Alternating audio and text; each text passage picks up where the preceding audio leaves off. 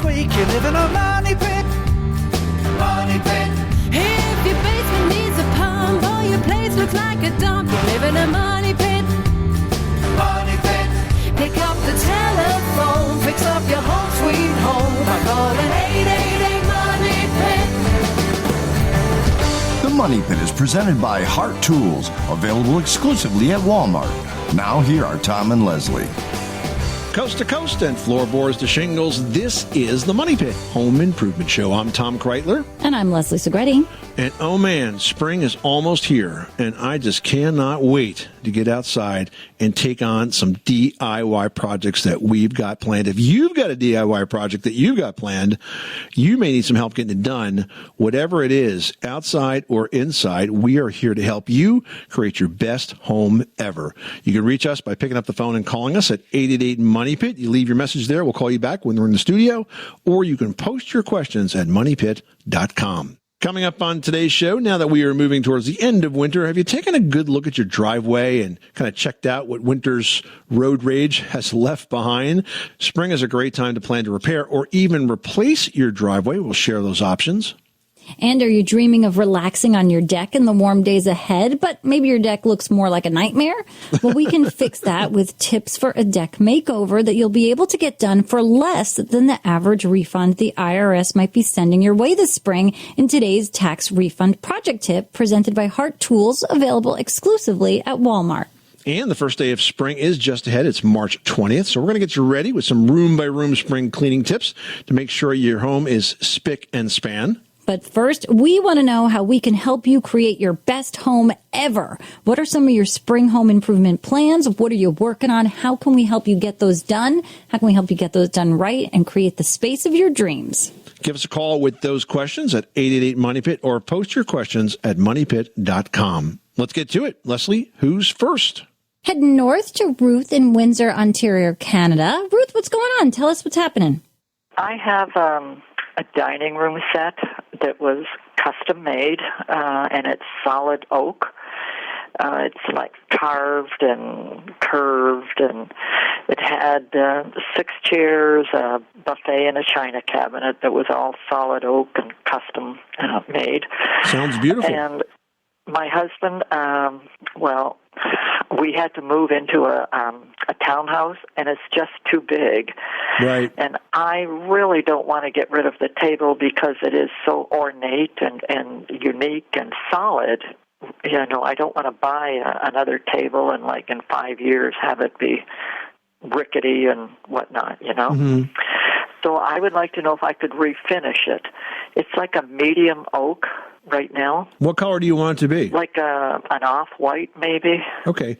So right now it's stained oak, and you would prefer it to be like a white, like a sort of like a gray white, almost like a pickled kind of a color? Yeah, that would be perfect. But like a sheer where you can see the grain and not a solid paint. That would be nice. At this point, what you're going to have to do is remove the finish and the stain that's currently on the piece so that you can get to a raw wood surface that will accept the new stain. Because if you want to see the grain, it's going to be a semi-transparent or a solid-ish stain where you can still see the grain through, but it has more of a more saturated look to it. You know, depending on what type of finish is on there, you should generally use a chemical product. I know in Canada, they're very specific about what's allowed and what's not. So you'll have to see what type of chemical stripping agent is available to you. It might be something that you brush on and then sort of scrape off. You know, I'm not really sure what the products are up there. If the finish isn't too thick or, you know, is more worn, you can probably sand it off. So there are ways that you can do so. And then once you're down to raw wood, you can then apply whichever stain and whatever color tone you like. Yeah, it's going to be a project. It's a lot of work to take that wood table from a finished stained surface like that down to the raw wood. I just did a project like this for a friend of mine, and his table was made out of pine, and it was a lot of work with a pine table, and it wasn't nearly as ornate as what you're talking about, but it was a heck of a lot of work. It's not just a matter of pulling the finish off. There's a lot of hand scraping and sanding, and you may use files or scrapers to get into the nooks and crannies. And then let's say you get the whole thing is done. It's clean as best you can get it. What I would suggest you do is turn it upside down, and I would definitely also sand a good section of the bottom of the table so that you can test the finishes that you want to use, because the fact that the table has had another finish on it is going to result in a very unique situation, because it will have already absorbed some of that old finish. And when you put the new finish on, it may not come out like as the same color as it shows like on the can or on the website when you chose it. You know what I mean? So you're going to have to sort of test it and make sure this is what you want before you commit yourself to doing the entire table, because after all that work, you don't want to end up with something you didn't expect. I think it would probably take me 6 months to a year just to get the finish off, and because of all the nooks and crannies and curves and whatnot. Yeah, it's a big job. Maybe it might be one you want to hire out, or maybe a company, a furniture stripper you can take that to that has the tools and the equipment to do it for you.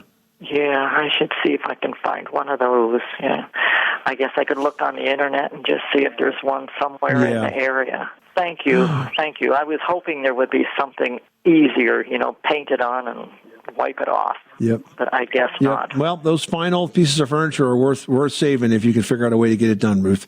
So good luck with that project. Thanks for calling us. Thank you. Bye-bye. Now we've got Jay on the line who's dealing with a chilly basement floor. Tell us about it. Nobody likes it, so let's give you a hand. On the concrete floors in your basement, you were talking about how to keep them toasty warm. Yep. Because once that concrete gets cold, it looks like an iceberg. They're not warming up. Yeah, that's right. Yep. So there's a couple of things that you can do. First of all, there's a product called Drycore, Dricore, and it's a subfloor that puts some space between you and that cold concrete floor. It's a pretty inexpensive product. They come in panels that are about 2 foot square, roughly. They interconnect, and you lay them down, and then on top of the Drycore, you could use that floor if it's just as an unfinished floor, or you could put carpet, or which we really don't advise for basements, but you could if you wanted to, or you could put hardwood, engineered hardwood, or vinyl, or any type of product like that. And they have two versions of it. One of them has insulation built into it, so maybe a little bit warmer, and that's called Drycore Plus. So take a look at the Drycore website. It is Dricore, and I think you'll find your solution right there. Jay, hope that tip warms up your floor space, and thank you so much for calling us at the Money Pit. Jeff in Iowa needs some help with a low-flow shower head in true Seinfeld fashion. You're just not getting a good wash going? No, I'm not. My house is a 1978 ranch. We lived here about 10 years. I've always had good water, what I felt was reasonably good water pressure. Still has the original showers and shower heads in it, so I decided to upgrade everything to more eco-friendly stuff, replace the toilets, no problems. But the shower heads, I put these low-flow shower heads on, and it's like the water is just barely, I expected some decrease in performance, obviously, but the water is just like falling out of them. It's not spraying out like I would expect. Is this just happening at one shower head, Jeff, or is it happening at several shower heads? Two shower heads. Two shower heads, okay. So we can rule out any kind of blockage because it wouldn't be happening to both at the same time. Now, what kind of shower heads did you put in there? Can you tell me the brand? Well, the first one was the Home Improvement Store's brand shower head. The second one I've got is a water pick. It's not the highest end of, I thought maybe I just went too cheap on the first one. So I went kind of middle of the road. Maybe, I didn't know if I maybe needed to upgrade even more or just go back to the old shower head. So when you install a low-flow shower head and you didn't have one before, you are correct in that you're going to get a reduction in the power of the shower that perhaps you were used to. Now, there should be an adequate amount of water. The fact that you're not feeling that means that maybe you don't have the right shower head, or there's something wrong with the installation. I'd like to, for the purpose of this conversation, rule out the installation, rule out any clogging, although that is entirely possible, and you might want to take it off to look behind it to make sure that's the case.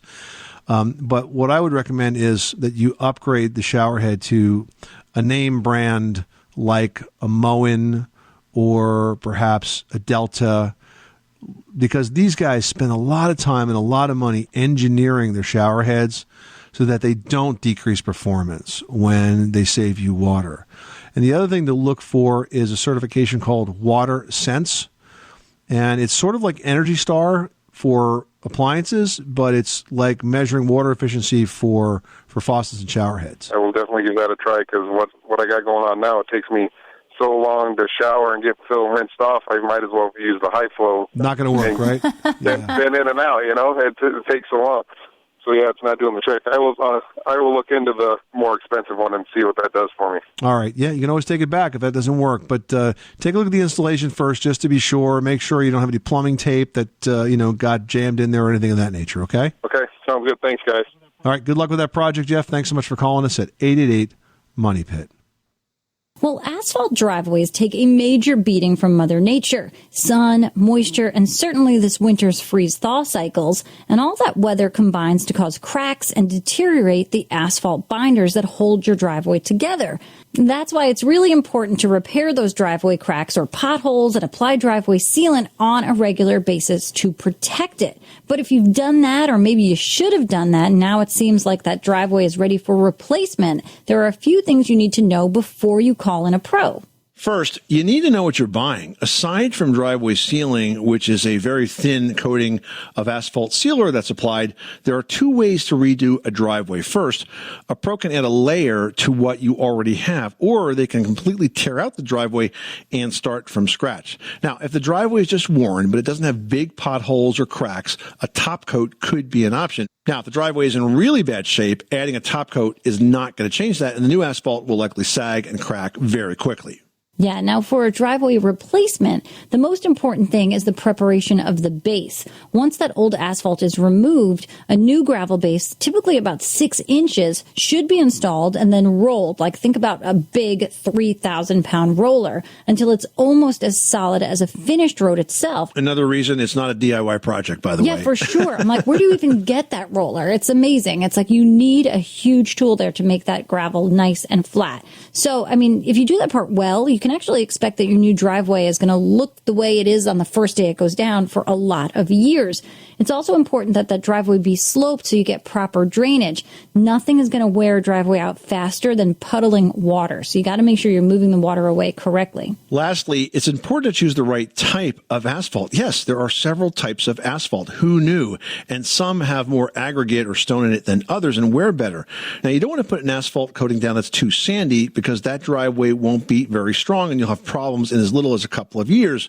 You want to put one down that's got more aggregate. That's going to last 10 years or more. That sandy asphalt, sometimes people want it because it has a smoother appearance, but it just doesn't last. So don't do it. Always choose a mix with more gravel for durability. Cheryl in Wisconsin has a question about heating. How can we help you stay toasty? I have a large area downstairs. It's about 1/3. It's 11 by 36 feet, and about 1/3 of that we use for a dining and kitchen area, mainly when we have company. Mm-hmm. And I'm not looking to heat that whole area, just the area where we eat. And I was wondering if one of those oscillating space heaters would be a good idea, one of the taller ones. Well, look, here's the thing. I think your question is about efficiency, and most space heaters are not very efficient. They're only efficient if you're going to do what you're doing, which is that is to isolate the heat to just one very narrow space of the house. But if this is a big area, if it's 30-something feet long, it might be hard to do that. It's different if it's like one individual bedroom or something of that nature. But I will say that generally speaking, they're more expensive to run than your heating system on a BTU but to BTU basis. In other words, comparing the cost to create a BTU in your main heating system versus the space heater. What kind of heat do you have? What kind of fuel do you use? Natural gas. Yeah, natural gas is always going to be less expensive than electric space heaters. But if you've got an area that's a little bit chilly, you want to just supplement it on a limited basis, like just when you're using that room for company or dining, I think it's okay. But there's just not very much that's efficient about the use of a space heater. Yeah, I was just thinking, right close to the table in the area where we eat. Yeah, but only in those limited circumstances when you're using that area do you want to use the space heater. Then you'll keep the heat down the rest of the time. Actually, our basement is still cold. When we have company, we really crank up the heat, and the basement is still really cold. We live in Wisconsin. Yeah, so even when the heat's up, it's chilly. Yes. So if you're just using it on a temporary basis to supplement it only when you're down there eating, then I think it's probably okay. But I think your original question is it efficient? No, it's just not. Okay, that's what I wanted to know. Good luck with that project, Cheryl. Thanks so much for calling us at 888-MONEY-PIT. John's on the line, and he's dealing with a mold situation. Tell us what's going on. I have a mold problem around my shower door. I bought the house 2 years ago. I stripped all the caulking out when I had the mold problem. I've put caulking in with a nationally known brand. I even used like a saran wrap type thing on my finger to eliminate any contamination. Before I did that, I cleaned it. I stripped it out with a plastic scraper. I also used mineral spirits to clean it out. I put it in, and I still have problems with it. God, I'm just at my wit's end here. I run the humidity in my basement between 40 and 50%. I leave the shower door open. I even shut the furnace vent off in there to try and keep it so it doesn't have a breeding of bacteria or anything or mold in that.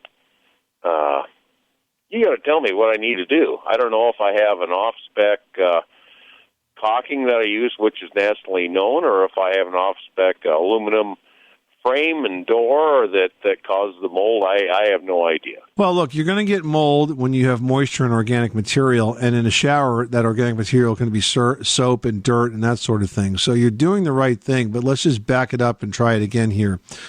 You want to remove the old caulk. You mentioned mineral spirits. I usually recommend a bleach and water solution because this is a mildewcide that kills anything that's stuck behind. After you get that all dried out, cleaned out really, really well, then you can apply a caulk with mildewcide. I would use a caulk that has microban in it. DAP caulks are available with microban, and it's a good antimicrobial additive that will not grow mold. Now, the other thing I would do is I would also make sure that you obviously have a bath exhaust fan, and that you have an exhaust fan that's hooked up to a humidistat, which takes sort of you and anyone else that's using that bathroom out of the equation.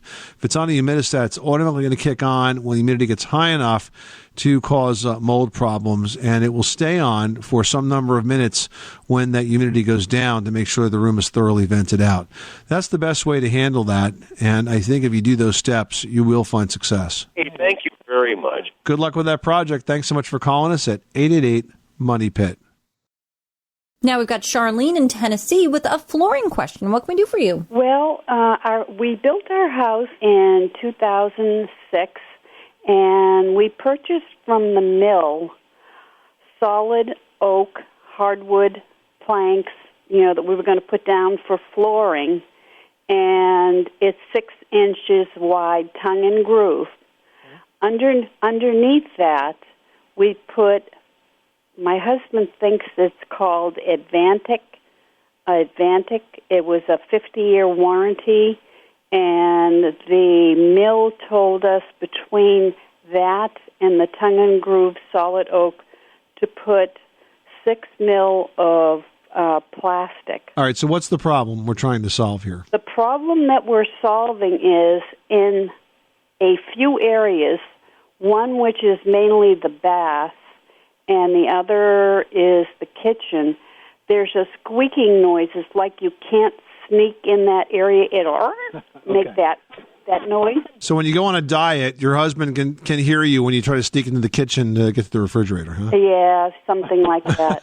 All right, so look, this has little to do with what is underneath the floor and more to do with just sort of normal wear and tear and expansion and contraction.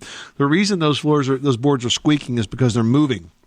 And so what you need to do is to tighten them up. Now, since it's a finished floor, you can't just go willy-nilly throwing nails and screws into it. You got to be a little more strategic. So what you want to do is find the place where there's a floor joist underneath, and you can do that with a stud finder. And once you identify that spot, you drill small holes through the floor, and you use what's called a trim screw, which is only a little bit bigger than a finish nail. You screw through the finished floor into the floor joist, and that will pull that floor down and make it tighter and reduce the amount of movement that it's capable of, and that's what's going to quiet down your squeak. A little harder to do when it's a finished floor, but that's the way to do it. Okay, it sounds like it might be an easy fix. Good luck with that project. Thanks so much for calling us at 888-MONEY-PIT. Well, it is tax season just about. I mean, we got a little bit longer before you got to mail in those checks. And then what happens after that? You get a refund. And it turns out that the average refund that Americans are going to get is about $2,800. And guess what? That's enough money to do a whole bunch of home improvement projects. So we partnered up with HART TOOLs, which you'll find exclusively at Walmart, to create a series called the Tax Refund Project Tips. We're always up for helping you spend that money efficiently. And today we're going to talk about a deck redo. If yours is looking a little shaky, a little rough, maybe a deck do-over can refinish and rejuvenate that family space and have it looking just great for the season ahead. Here's what you need to know. Yeah, first of all, take a good look at it, because over time, your deck, when it's exposed to the elements, especially if it's a wood deck, really can just be worse for the wear. So depending on the amount of wear and damage, the solution just simply could be to clean, refinish, repair, maybe replace a few parts.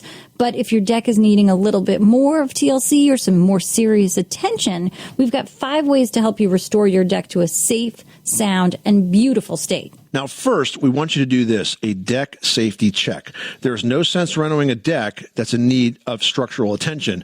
A good deck check is going to examine the ledger, which is where the deck attaches to the house, and detaches for the house, by the way, if it is in bad shape, which is very dangerous, as well as the hardware, the framing, the railings, and the footers.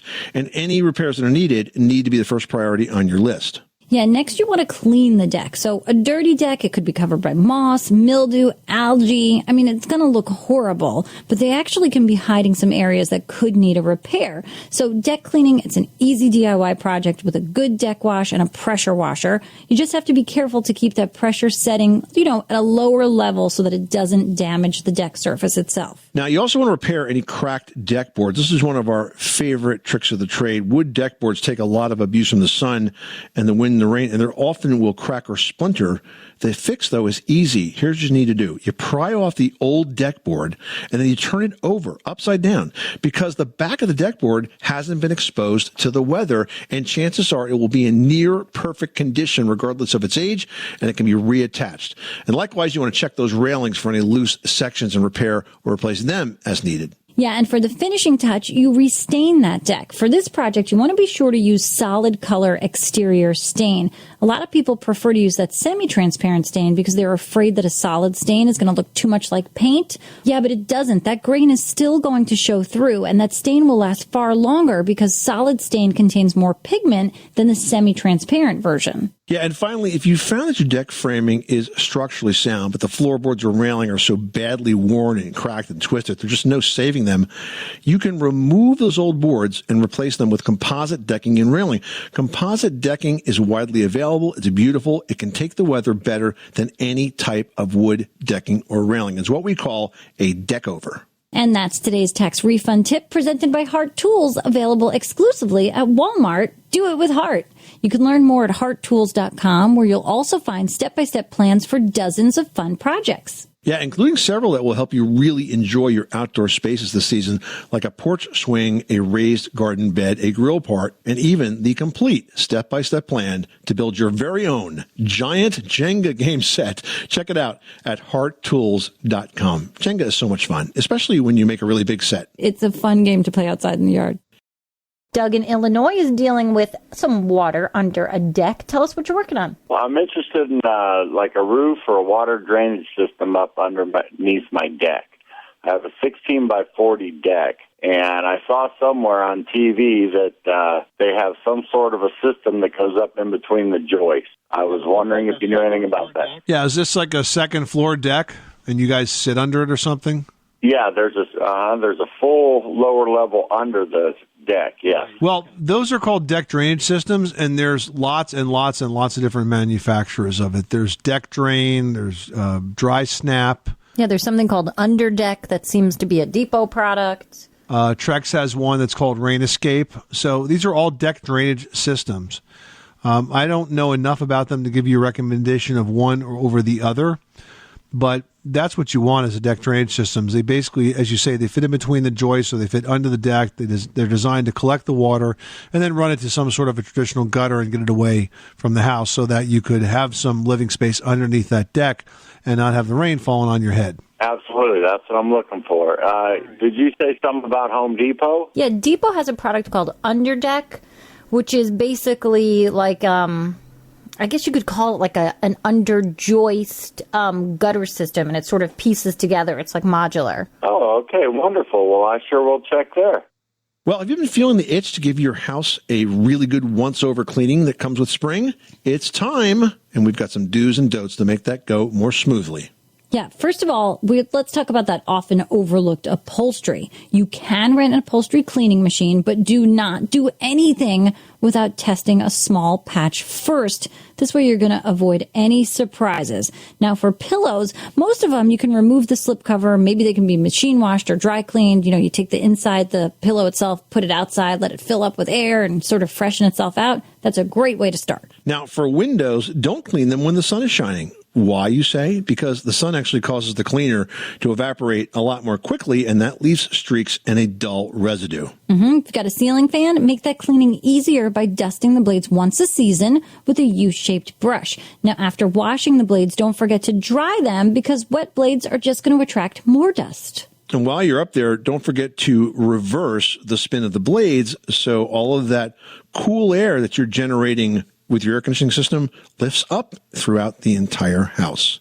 If you'd like some more quick spring cleaning tips, check out our resource guide at moneypit.com. And in North Dakota, you're on the Money Pit. How can we help you? I am living in a house that is over 100 years old, and it has an open staircase. The problem is that there is a bedroom that is above the staircase and adjoins it at the top. And part of that bedroom is cantilevered partially and then totally over the open staircase. And I have a big crack that's developing on an open area. And that area is cantilevered out about 6 feet from a load-supporting wall. And I don't know if I can just patch it or if I need to put a support beam or jack or something underneath it, because this area is getting pretty worrisome. I've got 2 cracks that are about 3/8 of an inch and pretty long. So, Ann, are these new cracks or has it always been cracked? It's always been cracked, but it's been a hairline for many years. Oh, boy. And then we had a massive flood. How long ago was the flood? That was in 97. And then the ground has been shifting ever since. Since that flood, the cracks have gotten bigger. When we have cracks in walls and foundations and things like that, we always like to determine if they're active or inactive because, frankly, all homes have cracks. If you tell me that over the last 20 or so years that this crack has opened from a hairline to 3/8 of an inch, it might be active. I'm not actually convinced of that yet, but I am concerned enough to tell you that you probably should have it looked at by an expert. What I'd like you to do is go to the website for the American Society of Home Inspectors. That's ASHI, ASHI.com. And find a home inspector in your area. There's a zip code sorting tool there that's a member of ASHI. And talk to 2 or 3 of them and find one that specializes in structural issues like this and have them look at it and see if we can determine based on that inspection whether or not this is an active ongoing situation or just a crack in an old plaster wall that needs to be fixed. It's not unusual for old homes to have lots of cracks in them, and especially around a staircase, because just the way homes were framed back then is different than they would be today. And so that's not an uncommon area for cracks to develop. But I think we need to determine for your own sort of sanity, if nothing else, whether or not this is active and ongoing or something that's really just historical. Does that make sense? It sure does. All right, Ann. Good luck with that project. Thanks so much for calling us at 888-MONEY-PIT. Barry in Texas posted a question about generators on our Facebook page at facebook.com/themoneypit. Now, Barry wrote, with all the ice and snow and outages we had this winter in Chicago and spring storms on the forecast, I'm wondering if I should put in a backup generator. What are my options, and will it add to my home's value? You know, Barry, I think that given the fact that electricity has unfortunately become somewhat less reliable because of the aging infrastructure. And the demand. I think a backup generator, especially now post-COVID, even when we get past this, when vaccines are very common, I think we're still going to be spending a lot more time than we have in the past. And I think it's a really smart thing to do. I do think it'll give you a good return on investment. In fact, I think Consumer Reports says, what was it, Leslie, 3 to 5% increase in your home value?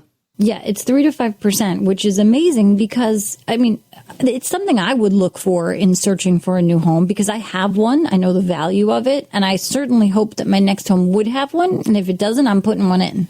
Oh, yeah, me too. Absolutely. Once you have one, you don't want to go back. It's like having a garbage disposer. Once you buy one, you never want to have a house that doesn't have one. If you've got gas going into the house, that's what's going to be key for you, because natural gas generators are really the best. They require, no maintenance of the fuel. You could only run a portable one on gasoline, but your only other gas option is propane, and that becomes expensive. So if you've got natural gas connection, definitely go for it. Get a whole house generator. You won't be disappointed. Well, if you're a renter and you're suffering with a cold and drafty apartment, picking up a space heater might be a great solution to get rid of those goosebumps. Leslie explains how to choose the best one for your space in today's edition of Leslie's Last Word. Yeah, there's a couple of things to know when you're picking out a space heater. First of all, there's basically two different types of heaters out there, radiant and convection, and they work very differently from one another. Now, radiant heaters warm objects, and that includes you, by radiating heat, as their name implies.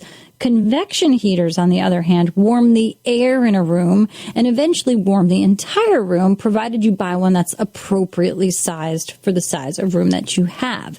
Now, there's different types and styles for both types of space heaters, ranging from tabletop radiant heaters to larger freestanding convection heaters that can warm an entire space.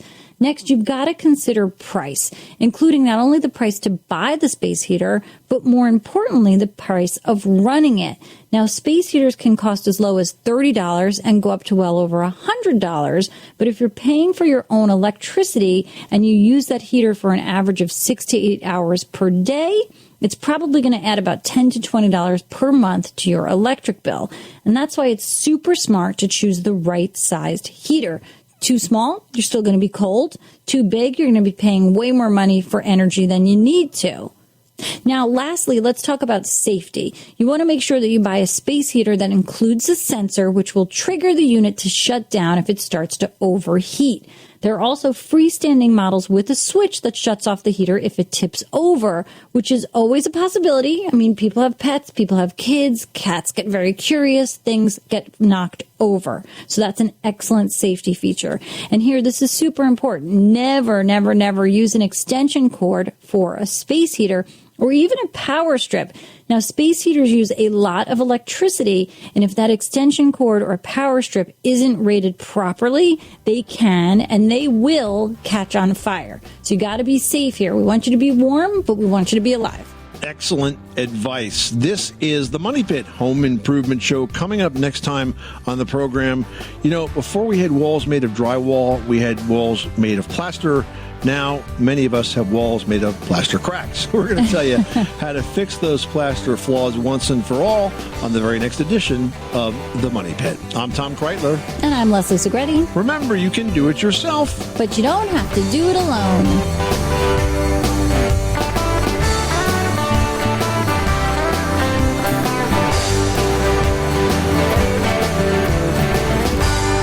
You live in a money pit.